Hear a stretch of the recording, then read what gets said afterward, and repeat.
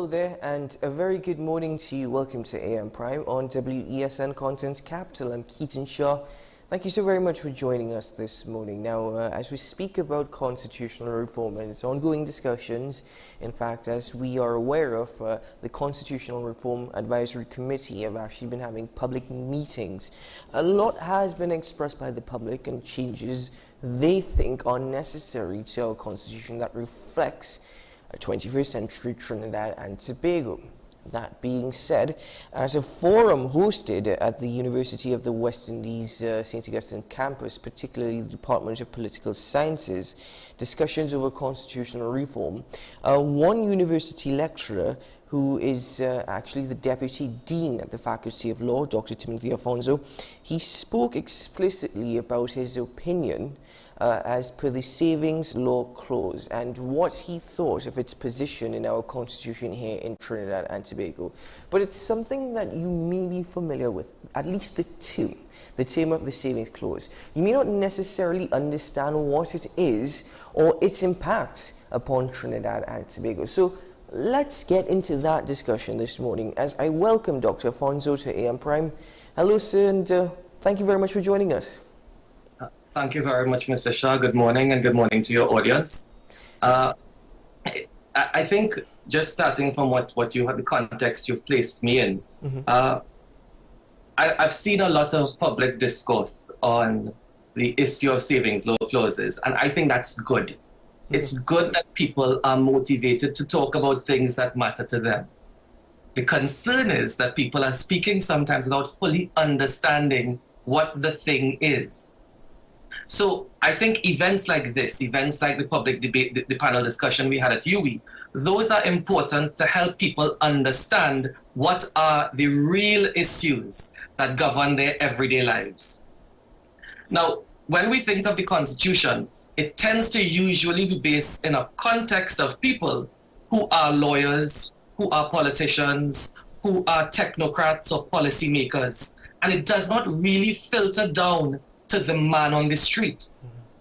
Unless we have, and I don't think it exists in social studies or anywhere in our primary school or secondary school curriculum where the Constitution as an instrument is looked at by students. So therefore, we end up with adults who may not be familiar with what it means, even though they may be familiar with the word, the Constitution. Now, put a constitutional reform process in the context of a citizenry that may not be familiar with the instrument, and then say, tell us how to change the Constitution. Let's have a meaningful dialogue on constitutional reform. It's just not going to happen. It's not going to be productive. So when we are looking at the Constitution, we start at the beginning. We read the preamble, and there were things that Dr. Harak Singh spoke about the preamble. But when we move a little further into the Constitution, the thing that most people can identify with is the idea of the death penalty.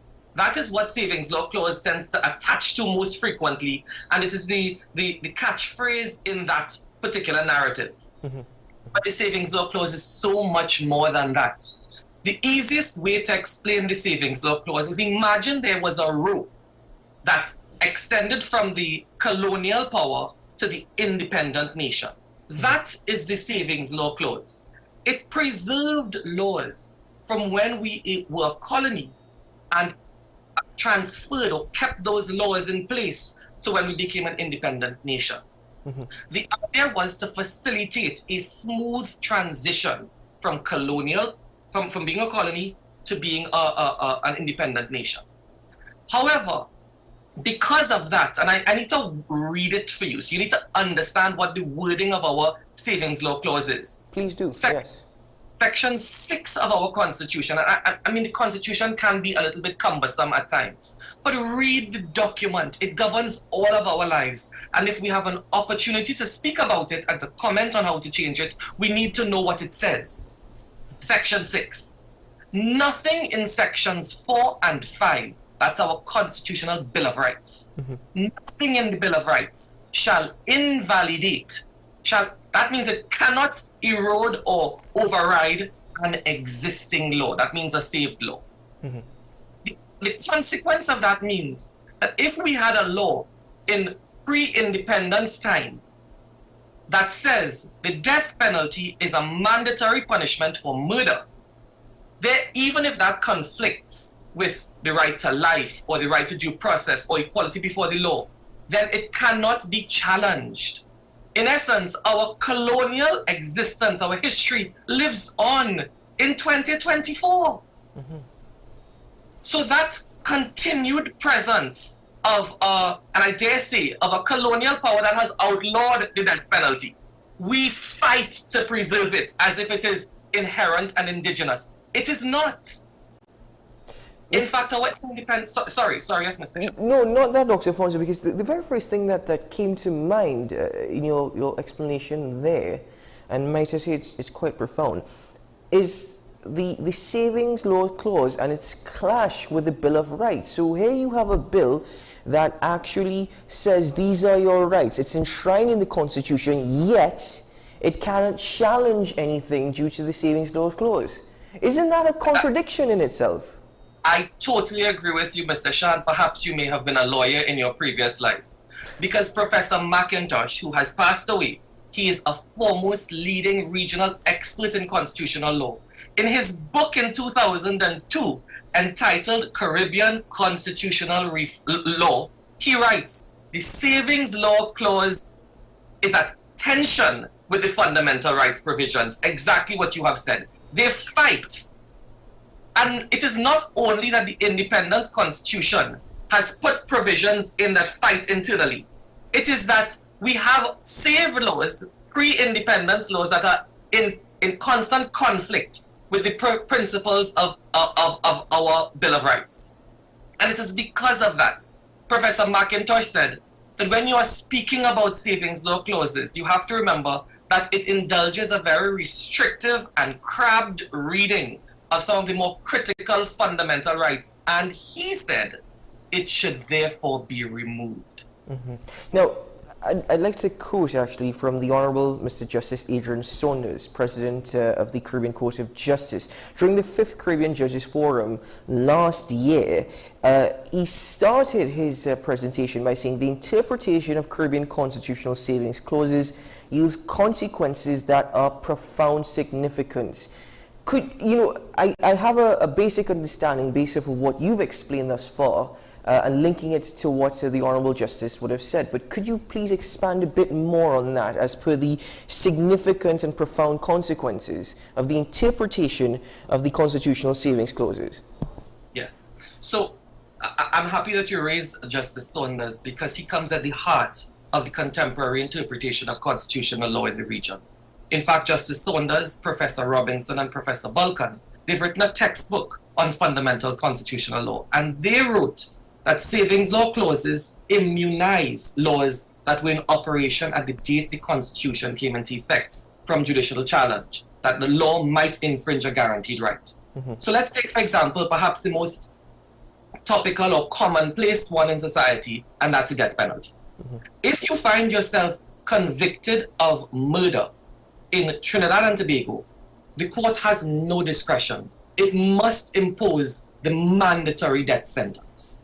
Now, if we look at the Chandler judgment in the Privy Council recently, the Privy Council has said that the death penalty is cruel, inhuman, and degrading treatment and punishment, but it is constitutional, and you cannot challenge a punishment even if it is cruel and inhuman because it is saved law. So what we find ourselves doing is we can't move forward as a society, even in respect of the powers of the court to decide what is fair and just punishment, because a saved law prevents the court from having that kind of discretion. Mm-hmm. You understand? I do. And this extends to other areas of life, such as marginalized groups of the sexually diverse individuals. We have to think very practically about what the effect of the savings law clause is for society. Mm-hmm. Anyone who decides that the savings law clause should not be abolished, it should not be removed if we were drafting over a new constitution, we have to ask that person, what is the benefit that you gain from retaining archaic laws that restrict the rights of the individual. Well, Dr. Afonso, I was just about to ask you, at the forum, you're quoted as saying that the clause was simply meant to be a transitionary clause to allow for laws to exist from when we were a colony, as you've explained this morning. If it were meant to be a transitionary clause, this is not the first time Trinidad and Tobago has gone through a constitutional reform exercise. It has taken place previously. Have there been arguments before as to why the savings clause has remained in our constitution? Mr. Shah, the irony is in the 2006 draft constitution by principles of fairness, it actually replaced the savings law clause with a modification where it said that if it is that a law is in breach or inconsistent with the savings law clause, that saved law will be made consistent with the Constitution. So in essence, rather than having the Constitution subject to the savings law clause, the 2006 draft Constitution made the savings law clause subject to the Constitution. So it placed it second to the Constitution. So it's not a new idea. In fact, the previous drafters and all the constitutional commissions that went before clearly said that the savings law clause needs to be removed. It's not a new idea. Mm-hmm. And the point that you raised about this transition, that transition was reflected in the Belizean constitution, which said post-independence, the savings law clause will only be valid for 5 years. Mm-hmm. So they recognize that it's not meant to exist this long. So, Mr. Shah, I think the point you're coming to, and I think it is glaring, why has it stayed on the books this long if everyone keeps saying when they are tasked with the challenge of reforming the Constitution, they remove it? Why is it still on the books? Mm-hmm, mm-hmm. Are there different types of savings clauses if we speak about constitutions, especially within the Caribbean and independent Caribbean nations? Are there different types of savings law clauses? Yes. There are general savings law clauses like we find in Trinidad, and this means that all laws that are saved, they are protected, as opposed to the special savings law clause, which attaches only to specific rights. Mm-hmm. So those are the two main types of savings law clauses that exist in the region. The general savings law clause, like Trinidad, tends to exist in the older constitutions of the region, whereas the special savings law clauses came in after. Now, bear in mind that across the region, there has been a promotion of constitutional reform. We see it in Barbados, we've seen it in Jamaica, in Belize. So those constitutions have been modifying how their savings law clause looks. Mm-hmm. And I say that in Trinidad, where we have an opportunity yet again to engage in constitutional reform, that we should benefit from seeing how the systems have worked elsewhere and also taking advice from the constitutional experts who say the savings law clause keeps us trapped. Mm-hmm. The underlying issue here is, this is my view. This is the view of other constitutional experts. But is that really what people want? And that really is what constitutional reform is about. Do we think that the removal of the death penalty is something society wants? Do we think that expanding our Bill of Rights or allowing every individual in society to fully benefit from their rights, is that the goal of a Trinidad and Tobago society in 2024? Or are we perfectly fine with having laws bestowed upon us and that we've kept from the colonial master some 62 years ago, and that still reflects who we are as a people? Mm-hmm. If that's the general consensus, if that is what people think, then you keep the savings law clause. However, I don't think if we were to have a meaningful conversation with the citizens of the Republic, that we will find that the savings law clause is consistent with the values that we hold dear. Mm-hmm. I think it goes back to how you actually, introduced this conversation, where you're saying we're having an exercise, but people may not fully understand or know the Constitution of Trinidad and Tobago. And the case of Chandler that the Privy Council ruled on in 2022, actually, that is the last time anyone heard of a savings law clauses. In fact, memory probably would not even allow people to actually remember that. However, in this conversation as well as constitutional reform, we have heard of people expressing the need or desire for us to move away from the Privy Council and more so towards the CCJ. That being said, now I know time is limited and we cannot get into all the tenets nor all the arguments, but what is the CCJ's approach to the savings law clauses versus the JCPC's approach to the savings law clauses?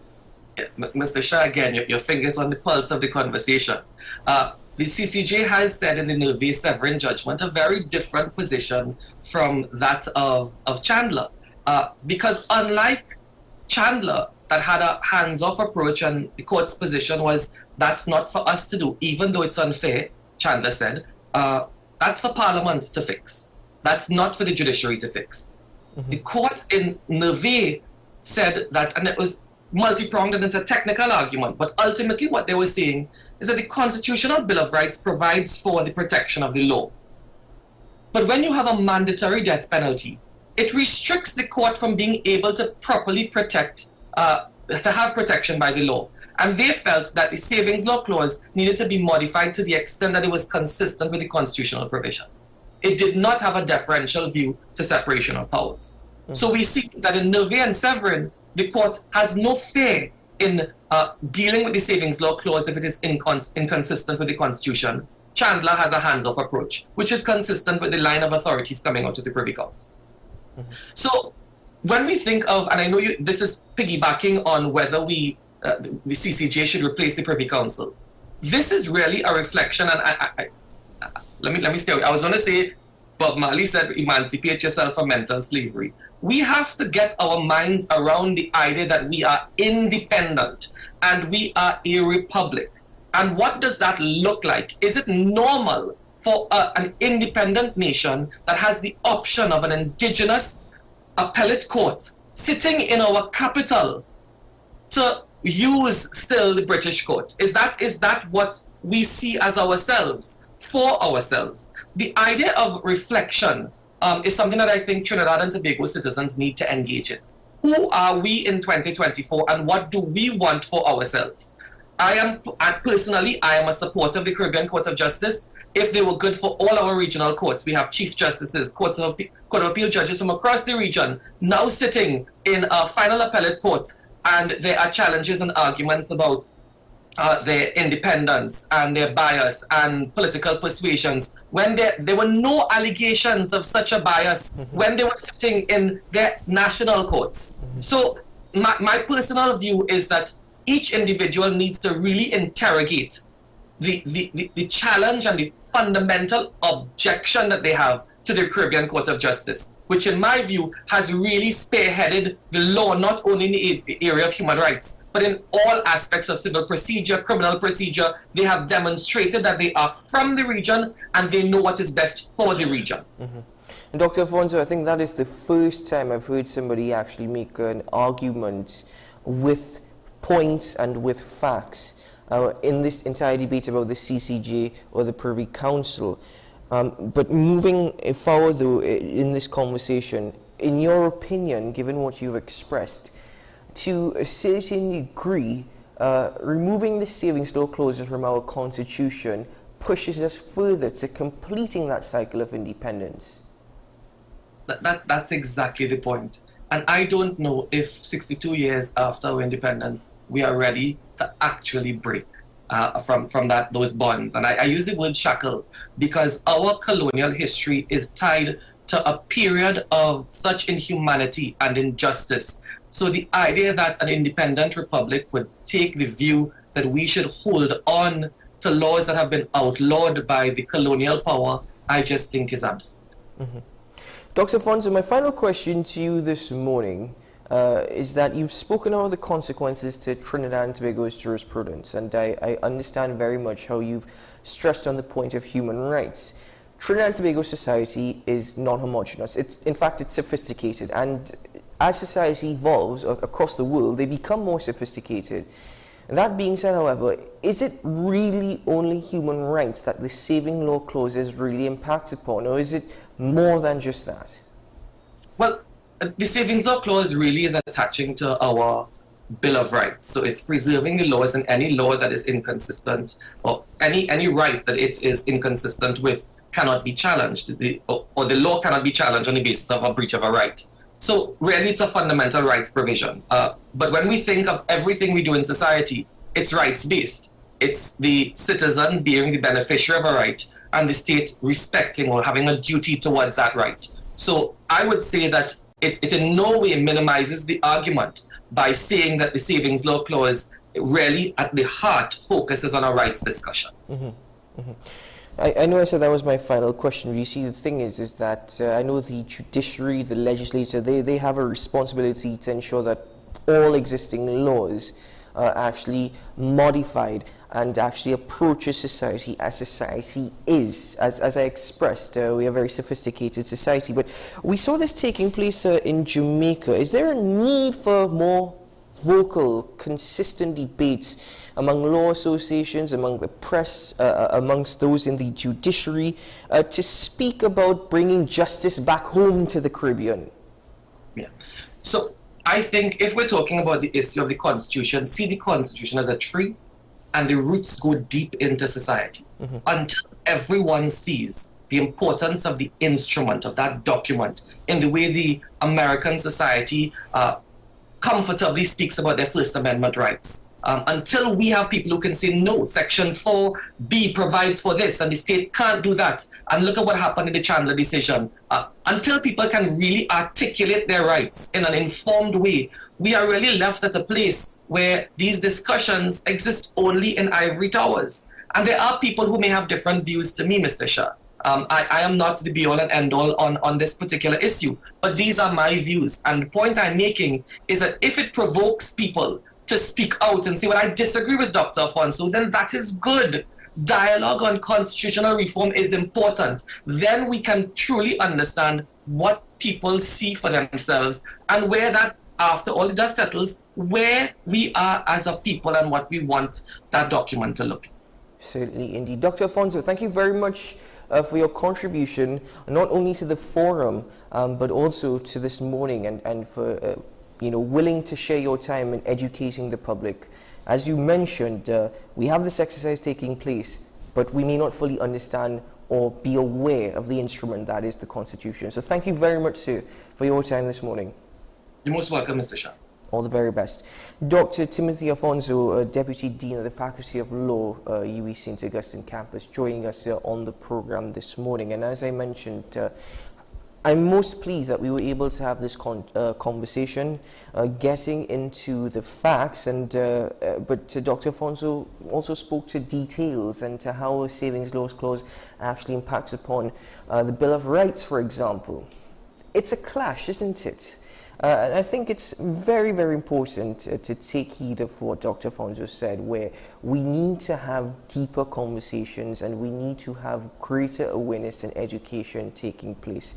That being said, ladies and gentlemen, that's what we're here for on AM Prime, so we're always grateful for our guests and their present. Let's take a break here on the program now. We've got some bills to pay, and when we return, we'll get into some more conversations this morning. We'll be right back.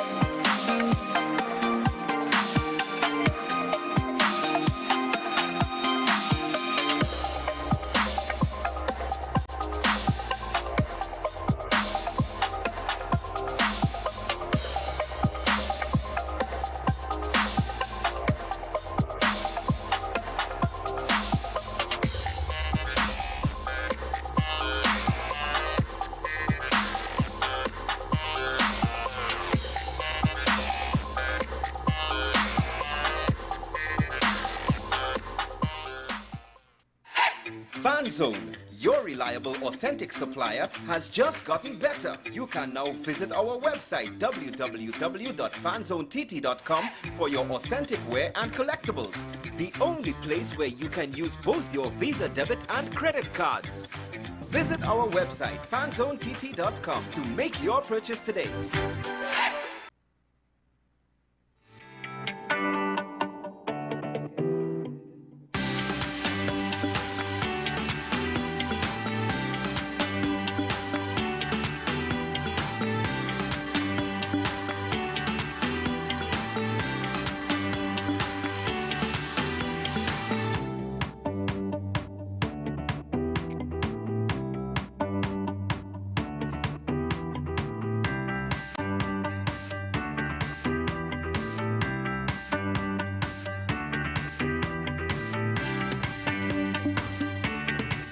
Folks, we're back and better than ever.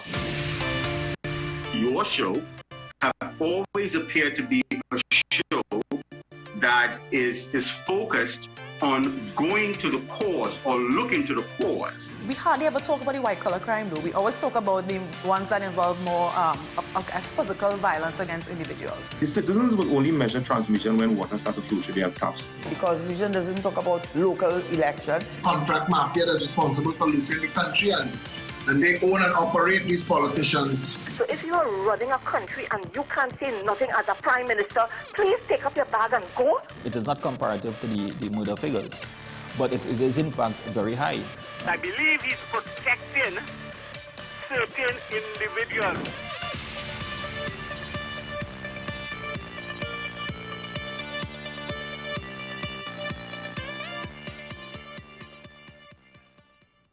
You are watching Strictly Legal on WESN Content Capital. Just give an overview of what exactly is that split arrangement. Now you don't need to register nothing. We can do that another time. But then it becomes a hit, and then everybody starts to want to claim.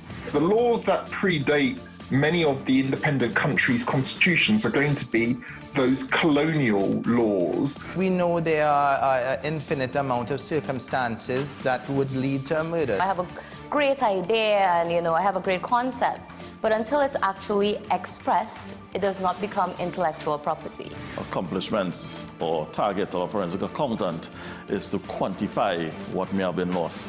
We believe we defend criminals and we manipulate the law and we exploiting the system.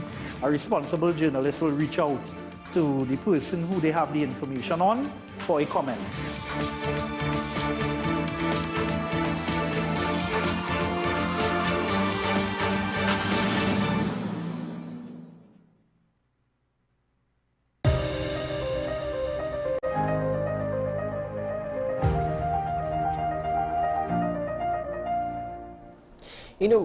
In my last discussion, we spoke about bringing justice back to the Caribbean, and that's been the focus point of a lot recently, Caribbean-centric. And if we speak about Caribbean-centric, the NGC Bogus Lit Fest does quite a lot to promote Caribbean-centric based writing, authors.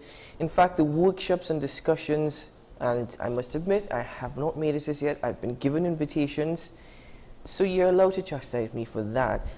But we must say, we're glad that we're able to support the NGC Bogus Lit Fest by having these discussions on a morning. And part of the festival actually promotes young readers to be more involved, to get more involved in the art of reading. And I say it's an art because reading opens up a whole new world for you, a whole new opportunity. The NGC Children's Bogus Lit Fest, it's a month-long storytelling caravan around the country, Saturdays throughout the month of March and April, plus readings, creative writing workshops and performances by children's authors, storytellers and performers alongside the main festival. So the Bogus Lit Fest will run from the 25th to the 28th of April 2024. I think I'm due to be corrected on that date, but never mind. I welcome, well, it was due to be 2 guests. I think I've got a third one this morning. Let me first introduce Miss Alette Liz Williams. She's the marketing and media manager of the Bogus Lit Fest. Hello there, Miss Williams, and welcome back to AM Prime. Good morning. It's a pleasure to be here. So thank you for having us. Thank you so much for joining us once more. And to the 2 guests I see also joining us this morning. First off, Miss Melvina Hazard. She's the Children's Program Manager of the Bogus Lit Fest. Hello, Miss Hazard. Welcome to the program. Good morning, and thank you for having us here this morning. And please introduce the guest who joins you this morning. So this is Zali. She's the newest member of the Bogus family. And her full name is Dragon Zelda Bogus, but she prefers to be called Zelly. And she's here to teach children, the love of reading and just, encourage them to read and write. Well, hello, Zelly. How are you doing this morning? I'm fine. Thanks for joining us, Zelly. I think this is incredible. Folks, this is the best way to start your day. Anyway, let me start with you, Miss Williams. This is the 14th year that the NGC Bogus Lit Fest is taking place, and it's quite a feat for a literary festival. Could you please tell us more so about the history, the vision behind the event, and this annual festival, incredible in its 14th year? Well, let me start off by saying that the NGC Bogus Lit Fest has been sponsored by the National Gas Company of Trinidad and Tobago Limited for the entirety of the festival, which means that when Dr. Marina Salandi Brown had this as her brainchild to make sure that Caribbean voices are heard, create a space for people who write our stories to be able to be recognized, and for those who live these stories and want to engage with, learn from, grow with, and just understand how they too can tell their stories. When she created that space with a small group in her living room, it's really come quite a long way. And that idea, that vision was made possible by NGC, but also it came to fruition because this is really what we want for Caribbean Voices, right? We want the world to know us, hear us, and know that our voices, our authors, our writers, our readers, their voices matter, their stories matter. And so we're in our 14th year with 150 writers and participants. 80 events were strong, doing what the vision was 14 years ago. Couldn't be prouder to be a part of it. And we look forward to the, hopefully, fingers crossed, the decades and decades to come with the festival, and just exactly what it aims to do, what it focuses on. I want to come to you, Ms. Hazard, actually, because before we even get into this year's Children's Festival, could you please tell us a bit about the storytelling caravan that has been taking place across the nation for the last few weeks? Well, the Storytelling Caravan precedes the main festival, and we go all over Trinidad and Tobago to 10 locations. So we are almost at the end of the caravan. Last week we were at Debe, and we are going to Princestown, and we are going to culminate the caravan at the Children's Festival at Nales. And the purpose of the caravan is to inspire children with storytelling, to promote the love of reading and writing, and also it's a kind of scouting for talent mission where we conduct storytelling workshops, where we do a story creation workshop with the children, and then following that we produce a book at the end of the year, and we make it available for the children. And the So Zelly, how have you been enjoying the storytelling caravan over the last few weeks, and how have you been interacting with all the kids and also exploring Trinidad and Tobago? I love it. I love children and I love to read. Zelly, do you plan on writing, do you plan on authoring any books of yourself anytime soon? I sure do. I hope I get one of those copies, Zelly. Just remember, we have a good relationship going here, so you'll have to come on this show and do an interview when you author that book. Miss Liz Williams, the festival, as you said, the festival has been going for 14 years. In fact, what's incredible is that it never even stopped during the pandemic. It just speaks to the value of the festival and what it brings to existing and potential audiences. How have you been able to maintain your brand and reputation throughout this period, though? Really good question. So the thing is, because our writers don't stop telling their stories, and because people who read and do literature in all of its manifestations, because the NGC Bogus Lit Fest and the Bogus Lit Fest, we do year-round programming, actually. So some of the things are aligned with NGC's vision, and some are just what the Bogus Lit Fest does itself. So we hold year-round workshops, we hold the Family Reading Circle, which is a children's thing. We have the NGC Bogus Youth Fest, which is aligned to youth, capturing that young audience. And then we have several events throughout the year. So by the time the festival comes around, we have so many on-call and standby writers, readers, and literary performers, because we also have the First Citizens National Poetry Slam. So those who express literature in the oral art also have an opportunity to be able to participate in the festival. So by the time the festival comes around, in whatever format that it takes, the festival really already has a willing and ready audience. And so everyone else that joins on comes on and they're like, wait, we have something like this in Trinidad and Tobago. So every year we keep growing from strength to strength, which is why I believe it's a true testament to why we have not stopped and will continue to grow. I actually remember our conversation not too long ago about the poetry slam. But yes. I've also noticed that part of the program presents a list of workshops that are available that are coordinated by local, regional and international experts. Could you just please expand on that and tell us a bit more about some of these workshops that have been made available throughout this festival? Well, we have about 6 workshops. I'll just point you to a few because I want people to be able to go to the site and choose what's for them. But we do have a workshop on science fiction writing for people who are interested in world building and creating that whole sci-fi space and reading, and people who love that sort of literature. We also have a salon where people can sit and learn how to take art and write and create collages based on the images that they see. So it's an intertwining of art and writing for people who are just interested in that. So you can see that the festival is not just for one type of person or people who want to read and Shakespeare and all of these things that we think is literature. There is literally something for everyone. And once you go up on our website or look at us on Facebook, Instagram, X, even TikTok, where they are now, you will see a slew of all of them. And they're only $100, just a nominal fee to enter. And you can experience intimate settings with international writers leading you and guiding you through these workshops. I see that in your response, Zelly keeps shaking her head. She 100% agrees with everything that you're saying. In fact, Zelly, Ms. Hazard, the storytelling caravan and the children's program, they largely focus on fostering the interest of children in reading and writing. Both of you, I'm asking both of you, whoever like to answer first, why is it important to actually introduce or expose children at such a young age to these crafts in particular, whether it be writing, whether it be reading, and the opportunities that exist in both for them? Well, reading is critical to social development and also moral development, and it also exposes the children to a whole new world where they can travel through time and space.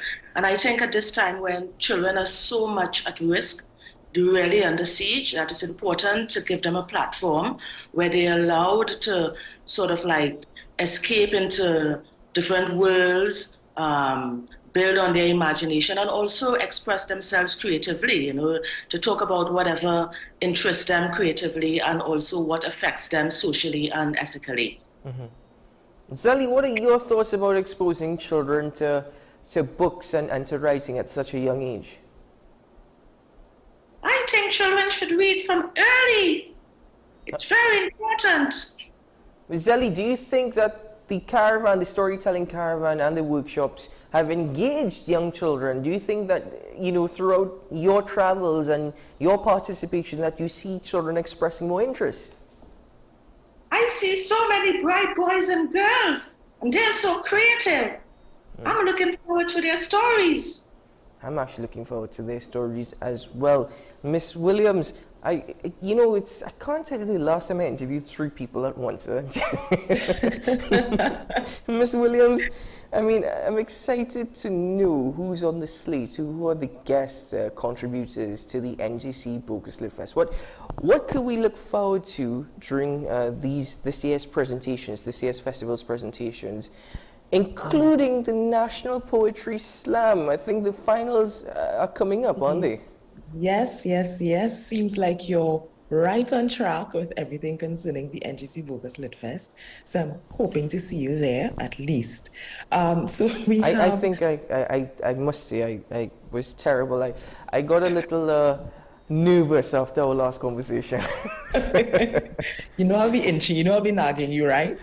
Okay, so we have writers from 5 continents. Dion Brand, which is our most highly and critically acclaimed author, will be here at the Big Black Box and also in event streaming. So people who can't come into the festival, please know that you can watch much of our festival programs online. So tune in on YouTube and Facebook. I just needed to plug that. But yes, it's better to be there in person. Dion Brand will be there. We are celebrating the 25th anniversary of her book at the Full and Change of the Moon at the Big Black Box on Friday evening. And there are people who have not been able to see Free Canal for Carnival can come and see a free performance from them on that night as well.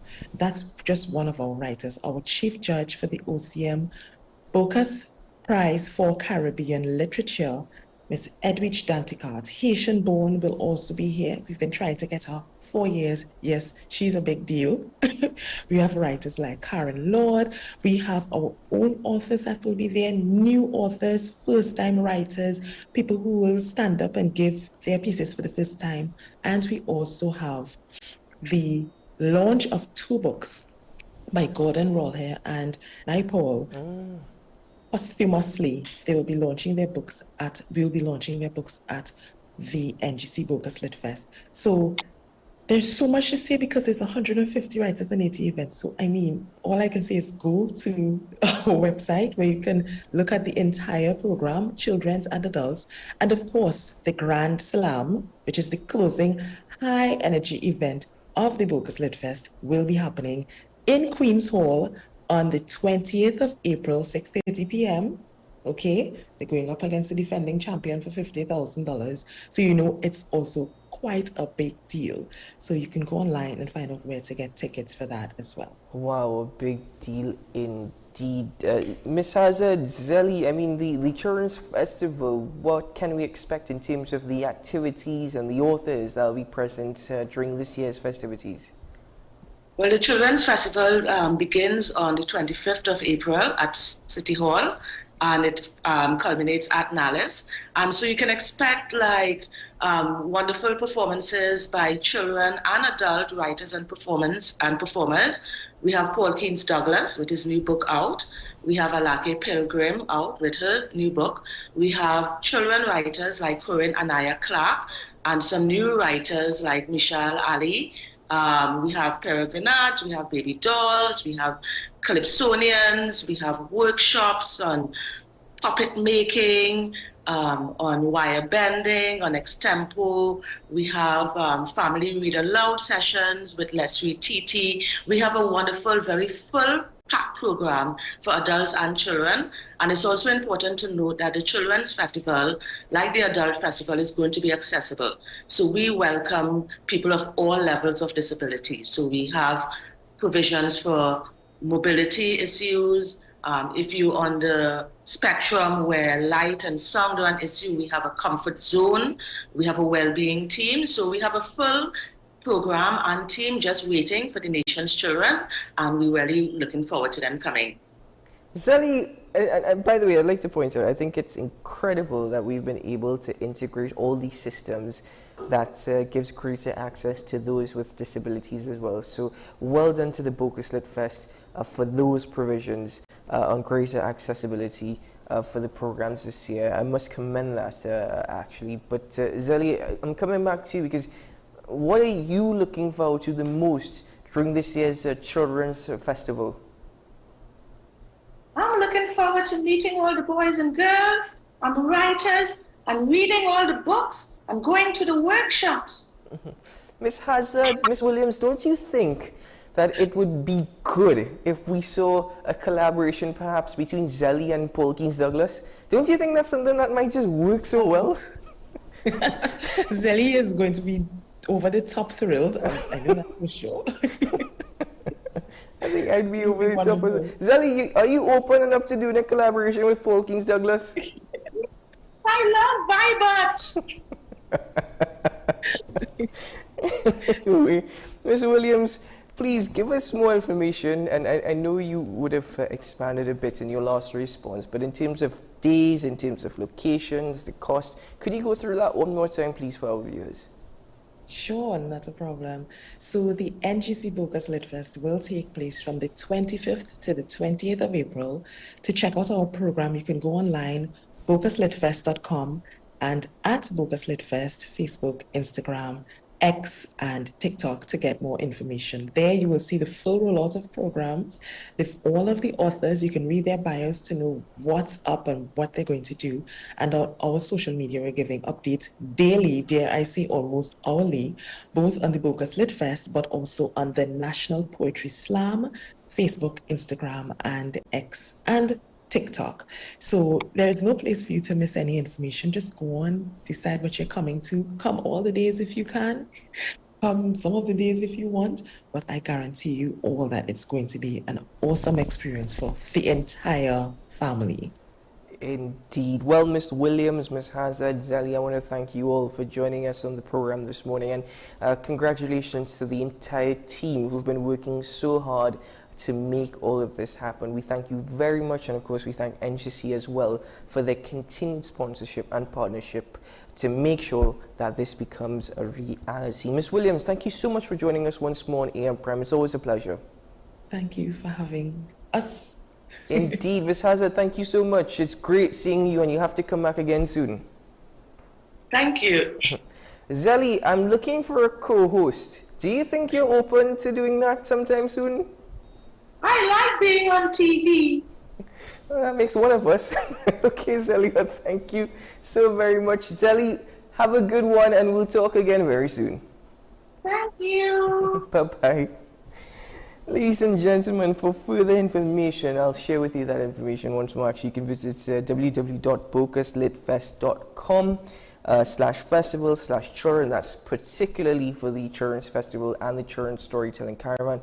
But for general information, www.boguslitfest.com. Follow Bogus Lit Fest on Facebook, Instagram, and X. You know X, it's formerly known as Twitter, as well as TikTok. Or you can email info@boguslitfest.com. In case you'd like to call someone to speak to them, you can call 222-7099. That's 222-7099.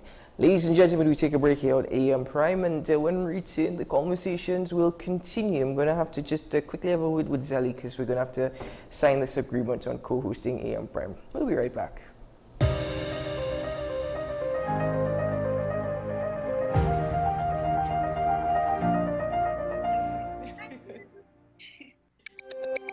Every word, every line, every paragraph depicts a real moment in someone's life. A father, a sister, a mother, a brother. We at Newsday are dedicated to you, the people, and through independent, unwavering journalism, strive to always bring your stories to life. Because your stories are more than just words. Newsday, independent and credible.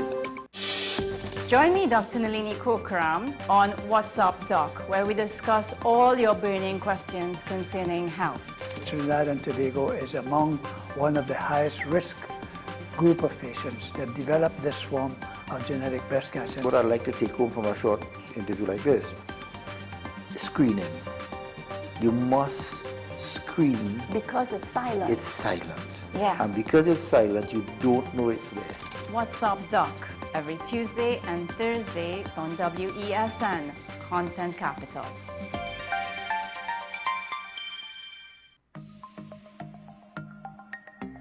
Knowing how to tell authentic is as easy as 1, 2, 3. Find it, match it, search it. Step 1, find the style number on the tag. Step 2, match the style number inside the jersey with the number on the tag. Step 3, search it. A quick Google search of the style number will verify the jersey is authentic when the search results match the jersey being searched. Don't be fooled by counterfeit jerseys. Before you buy, remember to find it, match it, search it. Fan Zone, 2 locations nationwide. Center City Mall, Chaguanas and Movietown, Port of Spain. Nationwide delivery available. Take some time for yourself or spend some time with the family at Sandy Point Village Hotel. Enjoy our various studio and suite apartments, self-contained with their own kitchenettes and Wi-Fi. We also have our famous 100-foot swimming pool and our beachfront restaurant, The Steak and Lobster Grill. And our location in Crown Point puts us near the center of activity from the nylon pool to the local nightlife. Call us and make your reservations at 639-8533, 389-2378 or email us at sandypointvillagehotel@gmail.com.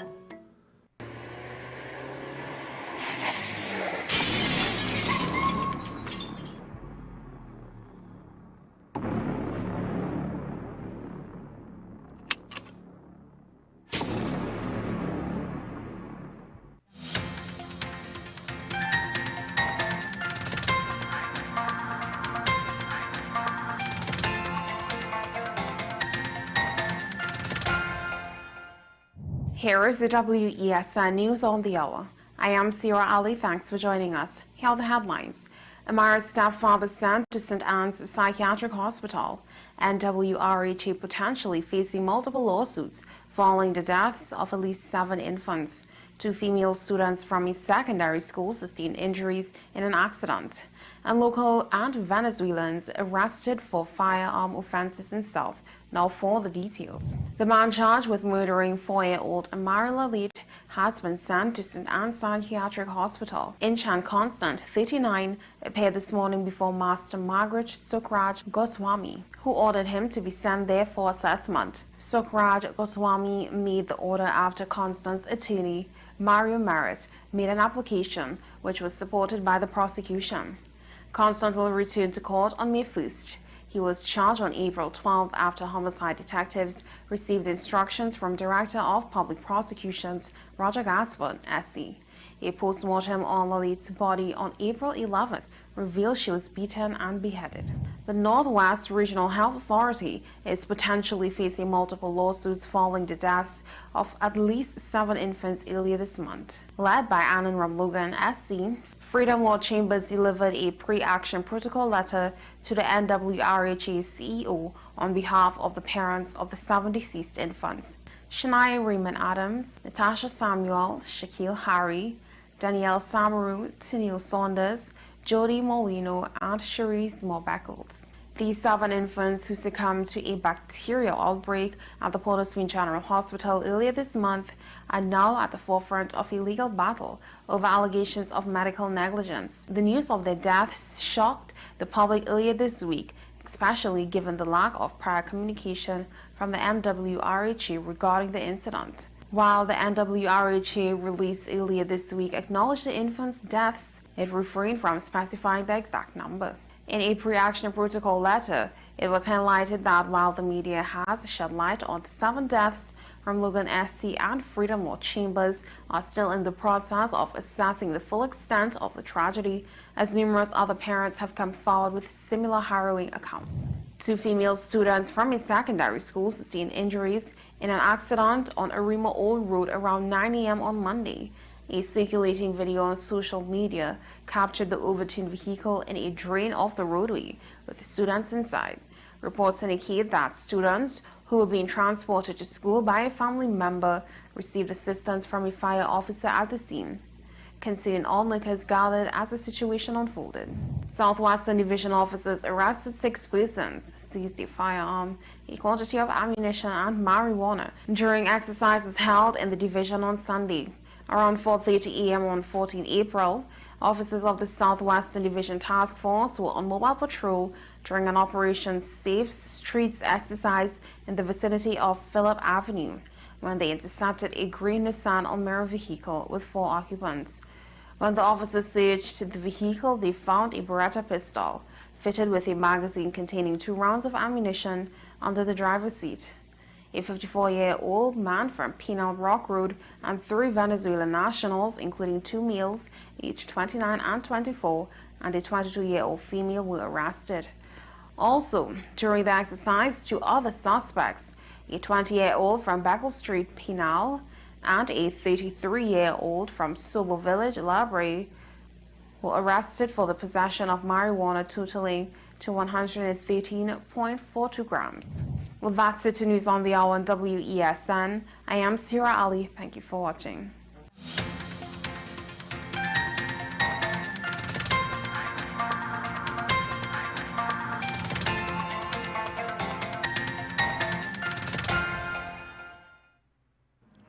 My name is Kama Mirage.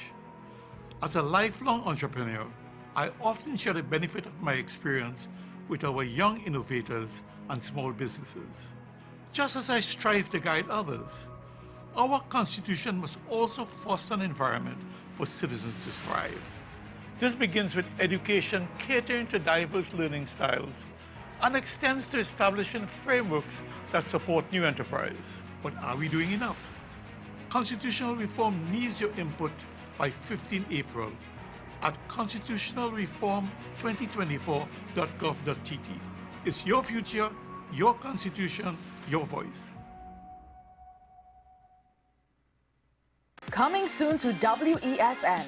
Pastor J, I want to get a tattoo. You really want to me. Respond to me how you would respond to me. The first question I'll ask is why. Controversial taboo topics. We get so consumed by church, we forget that we have to live the life of being a Christian outside of the Sunday. Like you say, services. we think going to a service makes us a Christian. Exactly. Yeah. Right. So we are about to hear the second time Pastor J wanted to take a tattoo. Would have been late last year and early this year. Hope Unfiltered podcast with Pastor J and Ren. Coming soon to WESN. This is Face of Sports, WESN Content Capital. How you felt about the kiss on the lip? That's the business. I'm nothing to do with that. I find that was distasteful. The national senior team, whether you like it or not, that is the model for all other teams to follow. I'm assuming that the regional requirement may be a much stricter requirement. This is not about Pro League and Super League. This is a league run by the Normalization Committee that I'm responsible for. Nobody expected FIFA to fund this arrangement. If we don't get a professional attitude towards this, we are doomed for failure. You break the balance, trip the leg, control the body. They ain't gonna stand put forever. Why you want the Chiefs to lose so? Why you want the Chiefs to lose so? They already have two. Lamar don't Why? have. You're jealous because you know the Chiefs getting closer to the Patriots. Let's go to the last part. No, Let's go to the last part.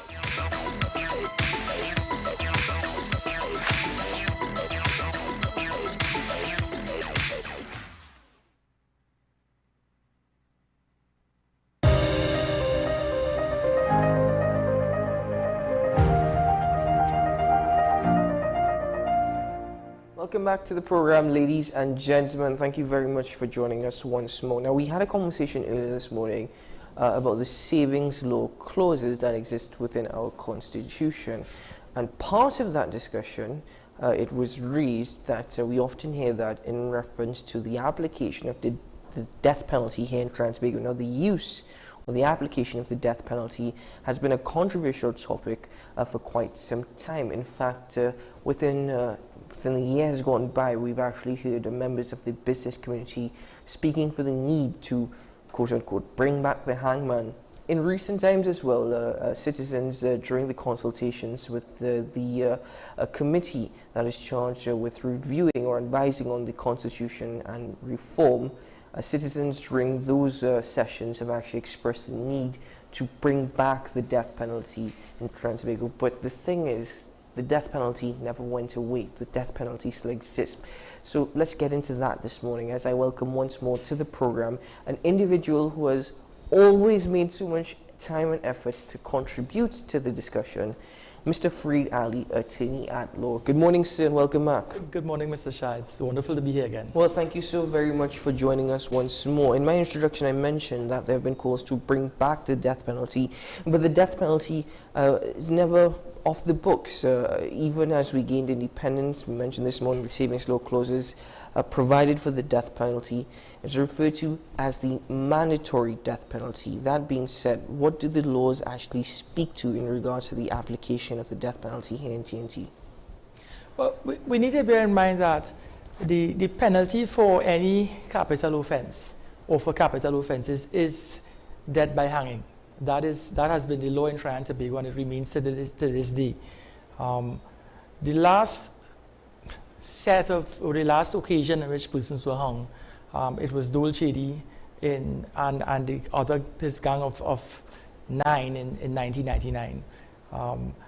What transpired out of that situation is, despite the hanging of 9 persons, including Dole Chedi, who carried this notorious reputation in 1999 under the auspices of the then Attorney General, Ramesh Lawrence Maraj, there was an uptick in a number of murders per year. One would think, and there's this notion that with the application of the death penalty, that it will send a signal out there to would-be criminals or would-be capital offenders, and that in itself may serve as a deterrent to them when they know that persons lost their lives, meaning they were hung. There were consequences to their actions. Strange enough, in 2005, we had just about 500 plus murders occurring. This was after 1999. So one would think that it's fresh in one's mind that persons have been hung, and therefore it should serve as some sort of distraction, deterrent, but it did not. And if we examine the annals of history, or the annual totals, we are now in that bracket where you would have some 400 plus murders per year.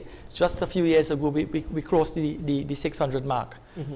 Right. So the notion that death by hanging is a deterrent, that's a notion that one must question at this stage. I believe that man and life has become so dirty, nasty, brutish, and short hair that the consequences of one's actions is not something that really weighs on a would-be criminal's mind. Now, the notion of reintroducing the hangman between 2000 and, let us say 1999 to now, no one, in my recall, I'm subject to correction, has been hung in this country. So we have a situation where prior to 1999, it was the Glen Ashby situation in 1994. Mm-hmm. So despite it being on the books, we've had situations where the circumstances, the cocktail of events that comes together in order to facilitate or allow the state to execute has not presented itself. Let me say that in another way. When Ramesh Lawrence Maraj, the then Attorney General in 1999, facilitated by way of ensuring that all the legal norms and all the prerequisites to the execution of persons on death row was met, him in his own words said that he operated within the strict confines of the law. Let me get to what the confines of the law were. Yes. In 1993, November of 1993, the Privy Council, which is the highest court of appeal in Trinidad and Tobago, the Privy Council set out guidelines in the case of Pratt and Morgan, and those guidelines carefully stipulated that in order to execute a man, you must first charge, try, and allow him all his appeals, and all his appeals not only to the Court of Appeal and the Privy Council, but to the international agencies, for instance, the Inter-American Commission on Human Rights, the Inter-American Court of Justice, and the various institutions that look after the civil liberties, Amnesty International. So when a man is allowed the benefit of accessing all the legal means to which he can seek redress before, in lieu of being hung, then you can proceed to hang a man. So Pratt and Morgan laid out stipulations that the charge, the trial, and the appeals must be completed within a 5-year period. The problem in Trinidad is that we've had so many murders per year and so many indictable offenses that are laid before the Supreme Court of Trinidad and Tobago per year. And only so many matters can be disposed of per year. So allow me to use some statistics. quite recently, the Attorney General said, Mr. Reggie Amor, he indicated that some 4,000 to 6,000 indictments are laid per year before the Supreme Court. But the DPP's office has only been able to litigate or facilitate litigation, and the court has only been able to complete around 90 matters per month, which is just over 900 plus per year. So the rate at which indictable offences are being committed, and the rate at which indictable offences are being laid before the court, and the rate at which indictable offences are being disposed through the court, and working in tandem. So in reality, this whole notion that we can complete charge, trial, and appeals for capital offenders within a 5-year period is impossible. It's virtually impossible, given the ratios and given the amount of matters that has to be disposed of, and the limited resources we have, and the limited number of courts. So we can't, the criminal justice system is moving so slow that it's not moving with the speed at which offenses are being committed. So though Pratt & Morgan is saying and setting guidelines that it's cruel and unjust to have a man sitting in death row, or a man convicted for murder and having the sentence of mandatory hanging being spoken to him, or being sentenced or placed upon sentence on him, unless the state can complete that process of litigation, conviction, and appeals, then the Privy Council have clearly stated in Pratt & Morgan, and we are bound by that judgment, that we cannot execute that individual.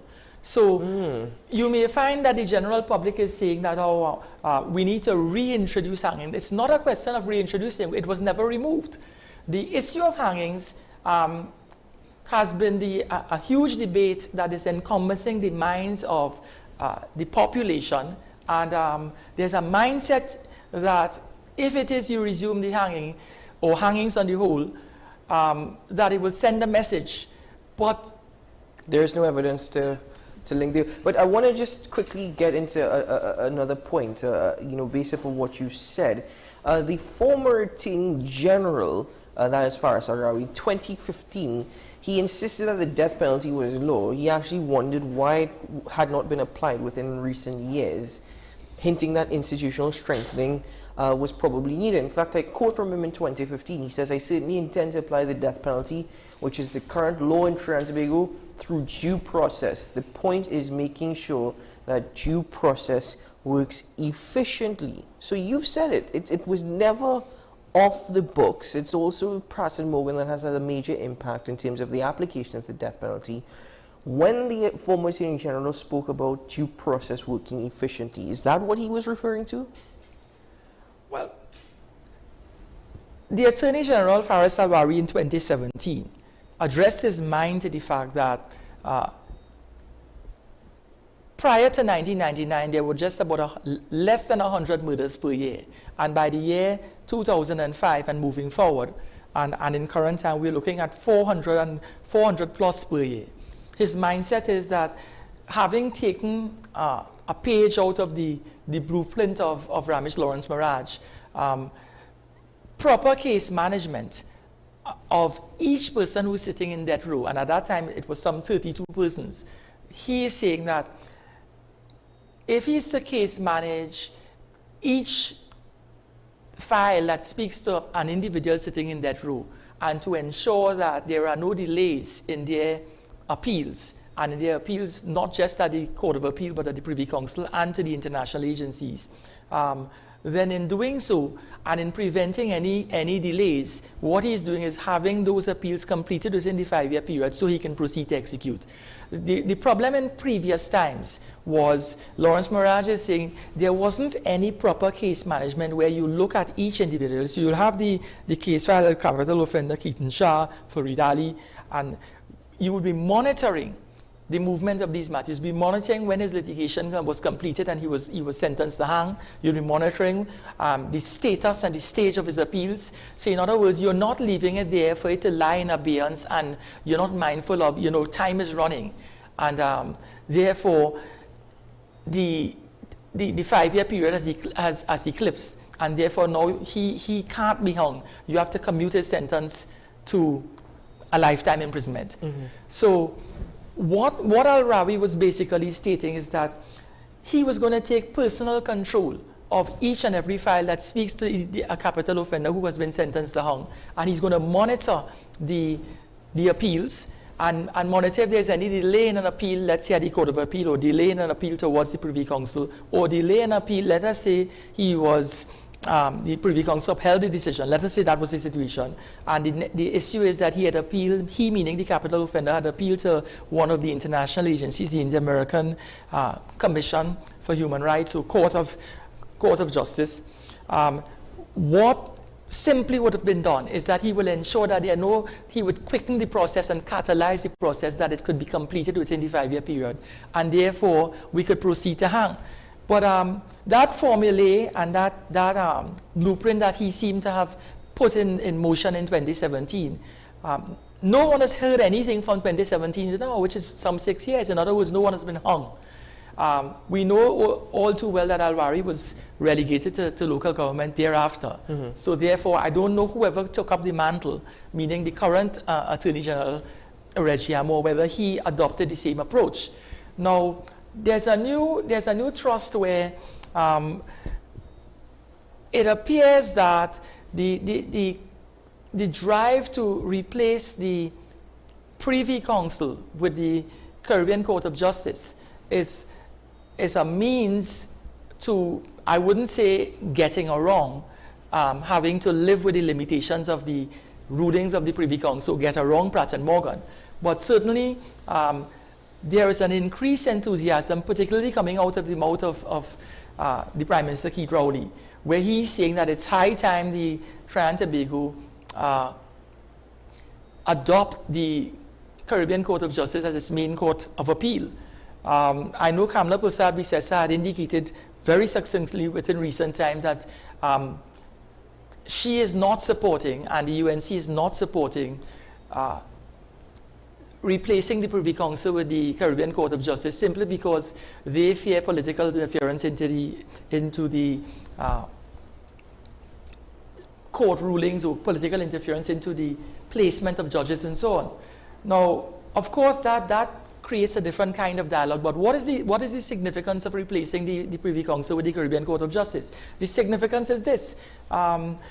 We had a situation where Dennis Byron, the second president of the Caribbean Court of Justice, he had said as way back in 2011 that when we look at the Caribbean Court of Justice, the persons who appoint or responsible for appointing judges at the Caribbean Court of Justice, it's a regional judicial and legal services commission. So in other words, the Caribbean people, and in this case that applies to the Trinidad, and they ought not fear that a politician could influence who becomes judge, or influence a judge in any way in terms of calling a decision in their favor. In other words, there should be and there ought not to be any interference with in the judicial process. But what Byron is saying, and in making his point, he clearly brought to the attention of the court that there was this case of Boyce and Joseph in 2005, a Bajan case, where two guys they appealed the conviction for murder that was read to them. They were part of a group of 4 that was responsible for the death of a 5th person, and 2 pled to the lesser account of manslaughter and were sentenced to jail, and 2 decided that they were going to trial. They were both convicted, and having been convicted, the situation was that they had the rights of appeal. They were limited in some ways in terms of how quickly the appeals could be heard. But what happened is, while they were applying to the Barbados Privy Council, which is the Mercy Commission there, and they were simultaneously applying to the Judicial Committee of the Privy Council. Remember, bear in mind, this is 2005. What transpired was the decision that was made was a decision to hang. They had subsequently applied to the Inter-American Commission for Human Rights to make a decision in relation to their situation. The Bajan government or the Bajan state recognized that they did not ratify the unincorporated treaty that binds them to the application of listening to what the International Court of Human Rights has to say, or the National Commission on Human Rights, to say all of that in a different way. Dennis Byron said that the CCJ can be trusted to do the right thing. They will not be influenced, because it was the CCJ who upheld that despite the fact that the Bajan state had the right to proceed to execute, they ruled that it is only proper that all the legal norms that are necessary for a man to exercise his right to life, meaning simply appeal a death sentence, that should be honored. So in other words, the Caribbean Court of Justice in its ruling clearly underlined that it's prepared to not fast-track a hanging process, not to encourage hangings, but simply to do what the law allows. And even if it is a man is sentenced to hang, they are saying that that man should be allowed to exercise his right to all legal redress on appeals, even if you are appealing to Amnesty International, if you are appealing to the International or the Inter-American Human Rights Commission or Court of Justice, you should allow him all of that privilege. In other words, a man must be able to exercise every possible avenue to save his own neck. Now, if we were to look at it in the reverse, had the Caribbean Court of Justice been a court who was pro-hangings, they simply could have said, well, these unincorporated treaties that binds states like Barbados, where they had given an undertaking that they will honor the tradition of allowing a man to appeal to the Amnesty International and these civil bodies, they're not going to go against that trend. They gave an undertaking internationally through their treaties, and they being a signatory to a treaty, that they will allow that benefit to persons on death row. The CCJ ratified that, if we may use that term. In other words, they endorsed it and they promoted it. So I think there's the mindset that the Privy Council is the only body that can truly lend its voice to being unbiased and being balanced and not having any, not being influenced by politicians who influenced by the need to increase hangings, that the CCJ, the Caribbean Court of Justice, parallelly and consistently stands on the same level. Now, if it is we were to examine the editorial out there, there's the Archbishop, Jason Gordon. He had recently made a pronouncement that the Greater Caribbean for Life, that institution, that is in fact supported by the Catholic Church, that they are pro-life, meaning he, the Archbishop, similarly underlined that the Pope Francis, the Catholic Church in Trinidad and Tobago, are all pro-life and pro-trying to rehabilitate offenders, and they see the execution of an individual as denying a man's right to life, and that in itself, to deny another human being's right to life, is improper. So where we are is the dialogue in the public space is not just arising out of a political notion. It's arising within the civil bodies. It's arising amongst the churches. Not everyone is pro-hanging. Not everyone stands behind that. If it is you look at the global trends, clearly there's been 170 countries in the world that have, and when I say countries, 170 countries are what we call abolitionists. There are more countries in the globe, within the globe, who are against the death penalty, meaning they have removed it altogether from their criminal justice mechanisms. compared to 55 countries that are retentionists. Ironically, the 13 Caribbean countries form part of that 55. And those Caribbean countries being Antigua and Bermuda, the Bahamas, Barbados, Belize, Cuba, Dominica, Guatemala, Guyana, Jamaica, St. Kitts, Nevis, St. Lucia, St. Vincent, Grenada, and Trinidad and Tobago. Those form part of 55. We are part of a group of the minority. You see, the global trend now is all about restorative justice. It's all about finding an alternative mechanism, less barbaric, less arbitrary, and one that sees the good in man. In other words, taking a life and an eye for an eye, despite it being palatable and tasteful and something that the public embraces. The trend moving forward is to shy away from same and try to work towards changing the mindset of the persons who are on death row. One of the reasons has been that if you examine the amount of persons that stand before the court, not every time a jury makes a decision, the jury makes a decision and a correct decision. There are innocent people that are hung, there are innocent lives that are lost. Sometimes new evidence presents itself years after the fact. Sometimes new technology reveals DNA results, scientific results, fingerprint results that may very well, if applied after a man is, his sentence is commuted to life, he may find that, the new evidence may result in him being released from prison, meaning that you may find the true killer. So, Mr. Ali, sorry, let me ask you, have there been ever any attempts in Trinidad and Tobago, beyond just civil society, but by politicians to actually remove the death penalty from our constitution? I get the impression that is not the case, even given what the former Attorney General most recently in 2015, 2017 expressed.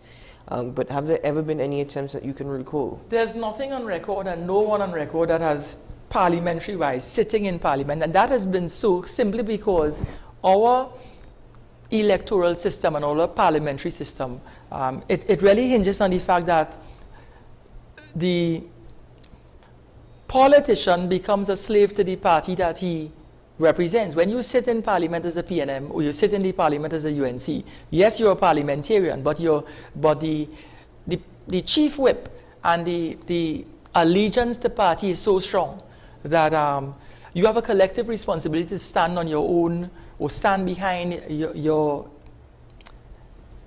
government or stand behind the alternate government, which is the opposition. Very rare do people go against. Now, I know that when it is the vote to determine who should be president was cast, within the ranks of the UNC, 3 persons went against. But that's just an example and an exception that proves the rule. There's a general tendency to toe party lines when it comes to certain positions. There's a constant fear because of the religious pressures in Trinidad and Tobago to stand behind what is popular, which is the mindset of the Trinidadian, the mindset of the people out there is that we should resume hangings because the society has gotten out of control because of the inability of the state to execute.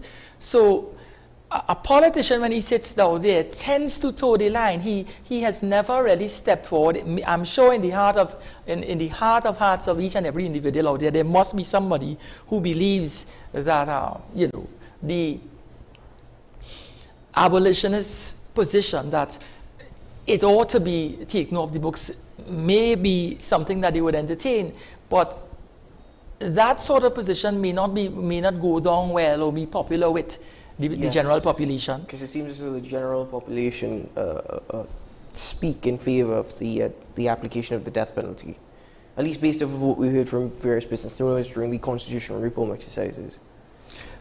I think what we need to understand on all it's the issue of the death penalty. There have been theories and ways to look at it or to reapproach the situation from a different point of view. Professor Ramesh Deosaran and recently Senior Counsel Israel Khan both spoke of in the introduction of first, second, third degree murders.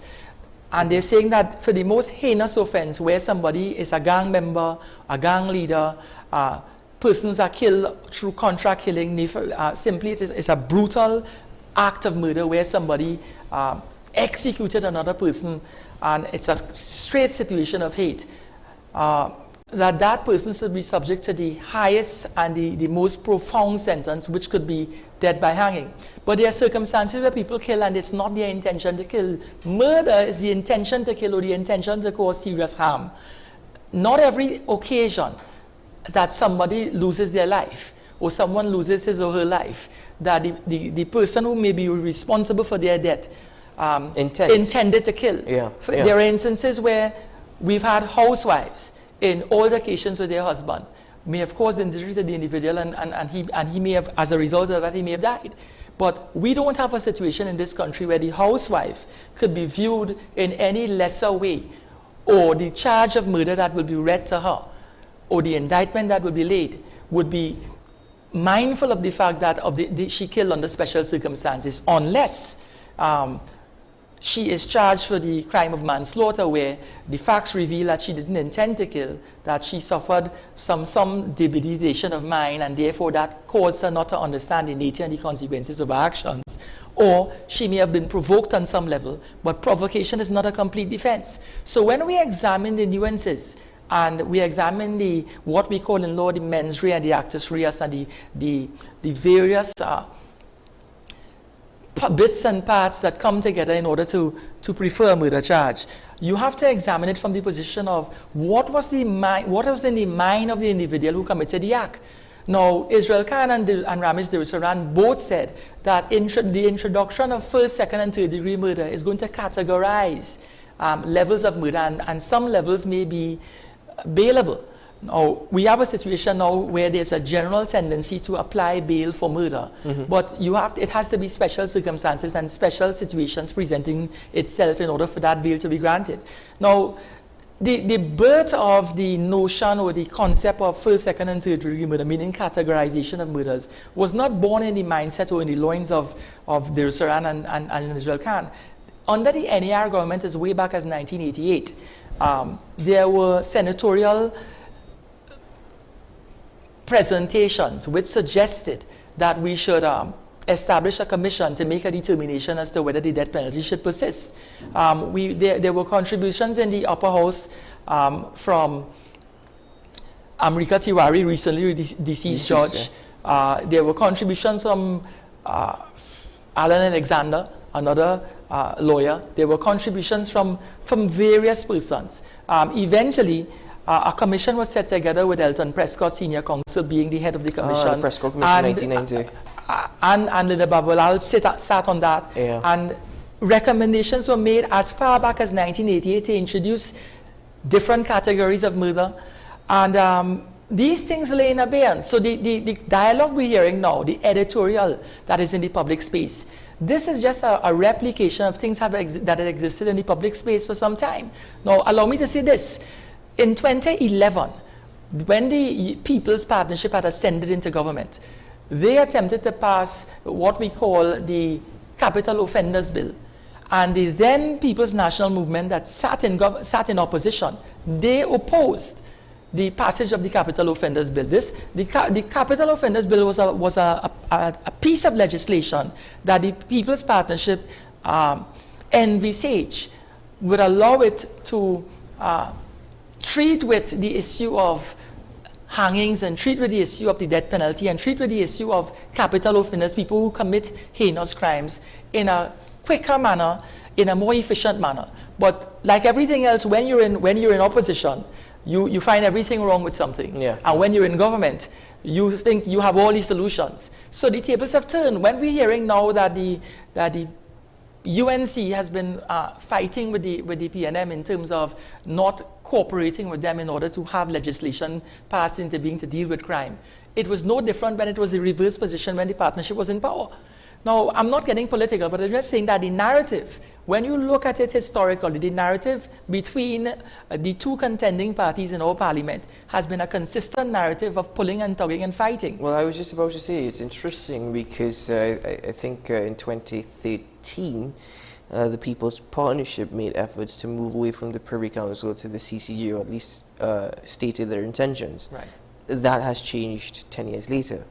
You know, so I completely understand where you're coming from about the back and forth. But Mr. Ali, we're going to have to actually end it there because we are out of time. But thank you so very much, as always, for making the time and the effort to be here to educate the public. Thank you so much. It's a pleasure being here. I hope I've been of some help. You have been of great help. Thank you so very much. Ladies and gentlemen, that's it for AM Prime.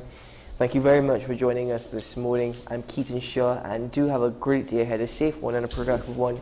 And we'll see you again very soon. Bye-bye.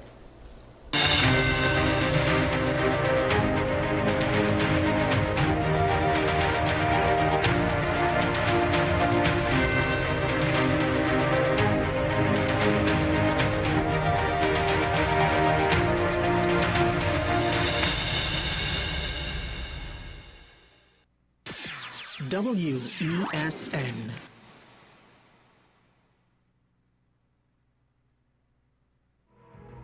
Trinbagonians, you may know me as Blaze. Through my TV and radio shows, you've invited me into your lives. Now, the media's freedom to speak out on behalf of citizens, to reveal the facts fearlessly, is enshrined in our Constitution. It means we can openly demand accountability for the performance of public officers and authorities. Should your Constitution demand more too? Submit your views to constitutionalreform2024.gov.tt by the 15th of April. It's your future, it's your Constitution, and it's your voice. Folks, we're back and better than ever. Your show have always appeared to be a show that is focused on going to the cause or looking to the cause. We hardly ever talk about the white-collar crime, though. We always talk about the ones that involve more as physical violence against individuals. The citizens will only measure transmission when water starts to flow through their taps. The Constitution doesn't talk about local election. Contract mafia is responsible for looting the country, and they own and operate these politicians. So if you are running a country and you can't say nothing as a prime minister, please take up your bag and go. It is not comparative to the murder figures, but it is in fact very high.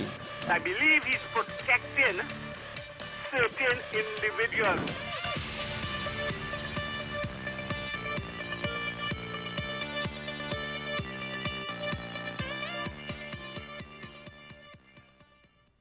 This is 10 Questions. I'm Andy Johnson. The distance from where we should be in the world in going forward on our commitments with climate change. The effects of climate change that cannot be accounted for. It's called loss and damage, and we're seeing loss and damage happening so much more in this decade and the previous decade. The principal term there was this question of the correspondent banking issues.